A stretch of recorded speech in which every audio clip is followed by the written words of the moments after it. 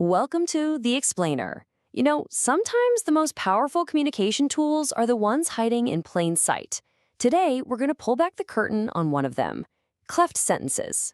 It sounds kind of technical, I know, but trust me, it's a super simple trick for adding emphasis and making sure your point lands exactly how you want it to. Okay, let's start with a really basic sentence. My brother bought a new car. Simple, clear, gets the job done, right? It tells you the facts.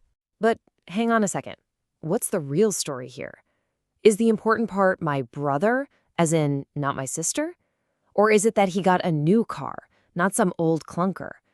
Or maybe the big news is that he actually bought it instead of, I don't know, leasing it? You see, the original sentence is kind of flat. It doesn't tell us where to focus. So here's our game plan. We're going to start by asking, what's the point? Then we'll find the cleft sentence solution.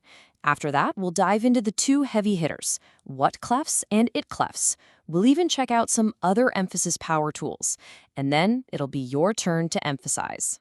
All right, first up, what's the actual point of all this? Well, we're tackling a really common issue, the problem of flat sentences. You know when what you say is technically correct, but it just doesn't have the punch or the clarity you were hoping for.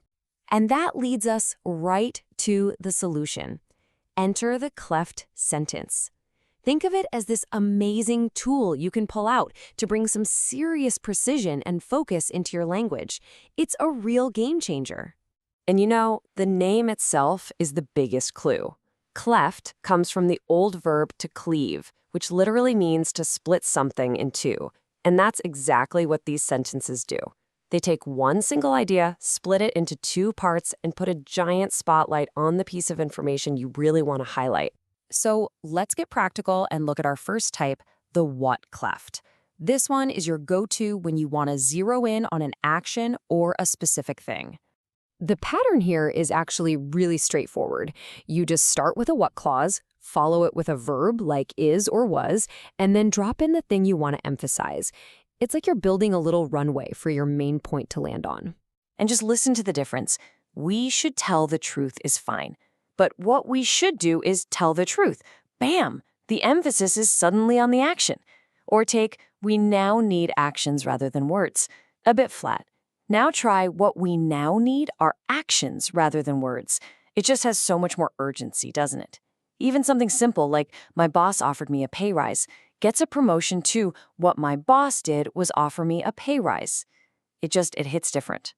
And get this, you can even get a little fancy and flip the whole thing around.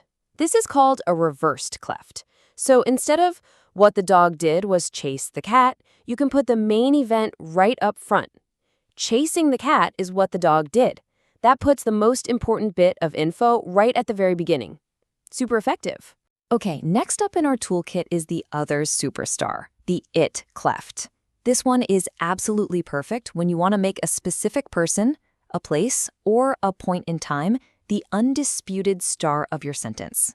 The formula here is so direct. You just lead with it is or it was, and then you immediately drop in the thing you want to highlight, the person, the place, the time. It's like you're literally shining a spotlight on one specific piece of the puzzle for everyone to see. Let's see how this plays out. A simple denial, I didn't break the vase, becomes the much more forceful, it was not me who broke the vase. You can really hear that, right? It's a correction. Or look at that last one. You are in the wrong, not me. Okay, but it is you who is in the wrong, not me. Wow. So much more direct, focused, and leaves zero room for misinterpretation. So beyond the big two, what and It-clefts, there's actually a whole family of similar structures that give you even more control. Think of these as the specialty attachments for your communication power drill. Phrases like the reason why, or the person who, or the day when, they all act like little signposts. They're telling your listener, hey, pay attention. The important information is coming right up. It preps their brain to focus on exactly what you want them to. For instance, just saying Jack helped me is fine. But saying the person who helped me was Jack, well, that's so much more intentional. It answers the unasked question, who helped you, and puts the focus squarely on Jack, no question about it. Okay, so we've seen the problem with flat sentences, and we've explored this awesome toolkit to fix it. But now comes the important part. It's time to go from just knowing the stuff to actually doing it.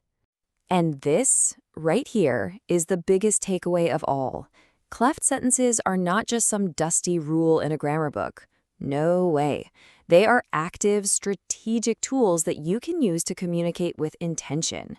When you use them, you become a more deliberate, more precise, and way more impactful speaker or writer.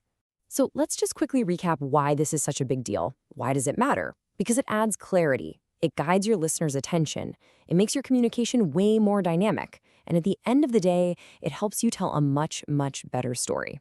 So I'm going to leave you with a little challenge. As you go about your day-to-day, think about a conversation you're going to have or an email you need to write. And my question for you is this. What is the one thing you'll emphasize today using a cleft sentence? Give it a try. Thanks for joining me on The Explainer.